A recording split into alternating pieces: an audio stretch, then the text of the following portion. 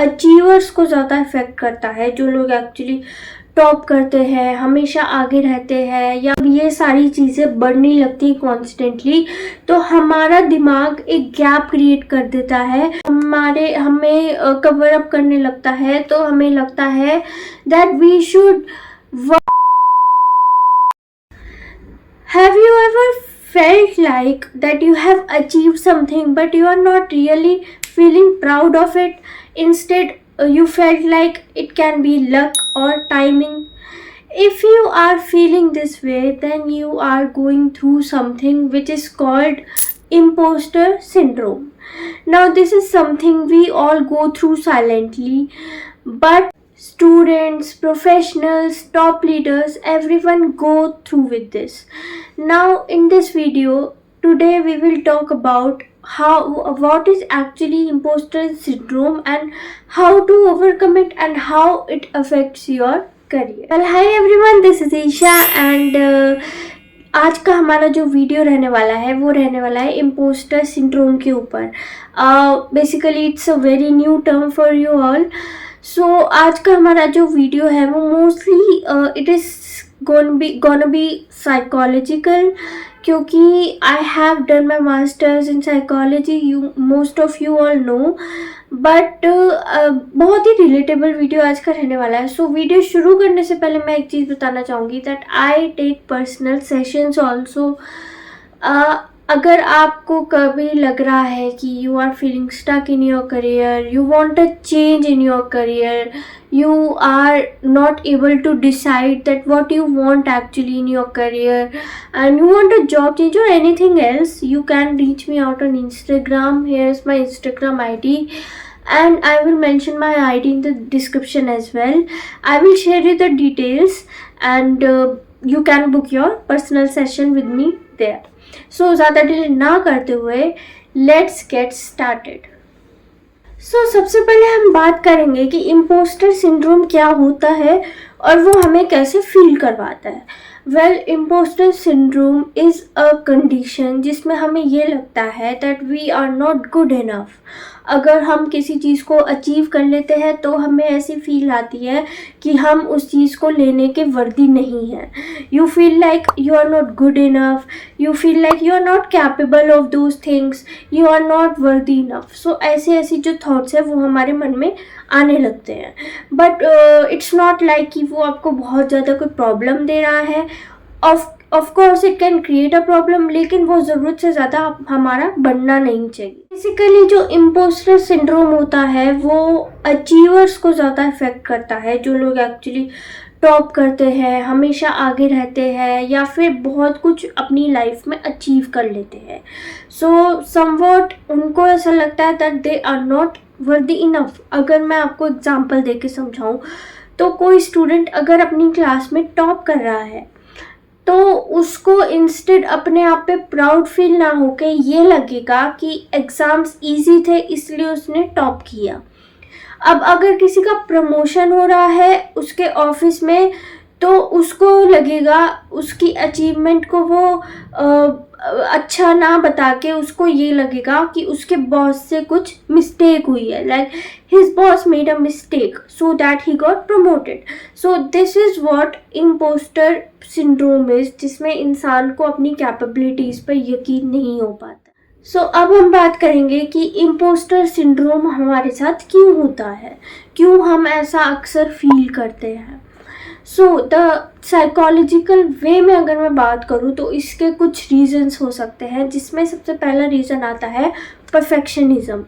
Now अभी लोगों को ये लगता है कि हर चीज़ फ्लॉलेसली होनी चाहिए, इन अ परफेक्ट वे होनी चाहिए। तो वो क्या करता है, मन में परफेक्शनिज्म का कीड़ा जब हमें आ जाता है तो इंसान अपनी कैपेबिलिटीज़ पे डाउट करने लगता है व्हेन ही और she achieve something. Second thing is comparison तो आई थिंक कोई ही ऐसा होगा जो नहीं करता होगा। अब कंपैरिजन में हम लोग क्या करते हैं कि अपने आप को दूसरे लोगों से कंपेयर करते रहेंगे कि वो कितना आगे चला गया और हम कहाँ पीछे रह गए। That's what comparison is. जिन लोगों को कॉन्स्टेंटली अपने आप को दूसरों से कंपेयर करने की आदत होती है, इम्पोस्टर सिंड्रोम वहाँ उनके मन में अपनी जगह बना लेता है। They don't believe in themselves. The third point is fear of judgement. ये भी मोस्टली लोगों के साथ प्रॉब्लम होती है कि हम सोचते हैं कि सामने वाला हमसे ज़्यादा कैपेबल है, हमसे ज़्यादा स्मार्ट है, इसलिए हम कहीं ना कहीं वो चीज़ को देखते रहते हैं हर बार और अपने आप को कम समझने लगता है। I think fear of judgement is so common. हर कोई, चाहे कोई स्टूडेंट हो, चाहे कोई प्रोफेशनल हो, चाहे कोई टॉप लीडर हो, हर कोई फियर ऑफ जजमेंट में रहता है। आते हैं मेन पार्ट पे, दैट कैसे इम्पोस्टर सिंड्रोम हमारे करियर को अफेक्ट करता है। सबसे पहले ये आता है कि जो इम्पोस्टर सिंड्रोम होता है वो कहीं ना कहीं जब हमें अफेक्ट करने लगता है तो हम इन चीज़ों पर ज़्यादा हमारा ध्यान चला जाता है। जैसे firstly we do not speak up in meetings. मतलब अगर कोई एम्प्लॉय है, कोई कॉर्पोरेट एम्प्लॉय है, तो वो मीटिंग्स में अपनी बात शेयर नहीं करेगा, वो मीटिंग्स में बोलना पसंद नहीं करेगा और अपने आइडियाज़ को अपने तक ही रखेगा। He will not share anything to anyone. We avoid applying for better roles. Second part ये आ जाता है कि जब इम्पोस्टर सिंड्रोम ऐसे अफेक्ट करता है कि हम अपने बेटर रोल्स तक में अप्लाई नहीं करते हैं। सपोजिंगली अगर कोई जॉब स्विच करना चाहता है तो वो उसी सर्कल में ट्रैप होता रहेगा। Instead he will apply for better roles, instead he search out for something else जो उसके लिए अच्छा होगा। इम्पोस्टर सिंड्रोम यहाँ पर थोड़ा सा इफेक्ट करने लगता है। या फिर अगर कोई स्टूडेंट है वो कॉलेज चेंज नहीं करेगा अगर उसको कोई दिक्कत भी आ रही है तब भी। थर्ड पॉइंट पे आ जाता है कि जब इम्पोस्टर सिंड्रोम हमें कवर अप करने लगता है तो हमें लगता है that we should work hard as much as we can, we should double our hard work. बहुत सारे लोगों को ये लगने लगता है कि वो अपना हार्ड वर्क डबल कर दे जस्ट टू प्रूव देमसेल्फ, क्योंकि उन्हें लगता है कि जितना हार्ड वर्क वो कर रहे हैं it is not enough to prove themselves to the other people, so they double their hard work. Fourth and last point is people actually struggle to accept praise. अगर किसी ने कोई अच्छा काम किया है ना, उसको वो चीज़ तारीफ मिल रही है उस काम की, तो कहीं ना कहीं लोग उस चीज़ को एक्सेप्ट नहीं करते हैं कि हमें भी एक्चुअली वो प्रेज मिल सकता है क्योंकि हमने अच्छा काम किया है। दे डाउट दैट प्रेज ऑल्सो। उनको ये लगेगा कि नहीं, ये तो कुछ गलत हो रहा है, या I am not worthy enough to get that praise. Now the good news is that you can break this. You can break imposter syndrome.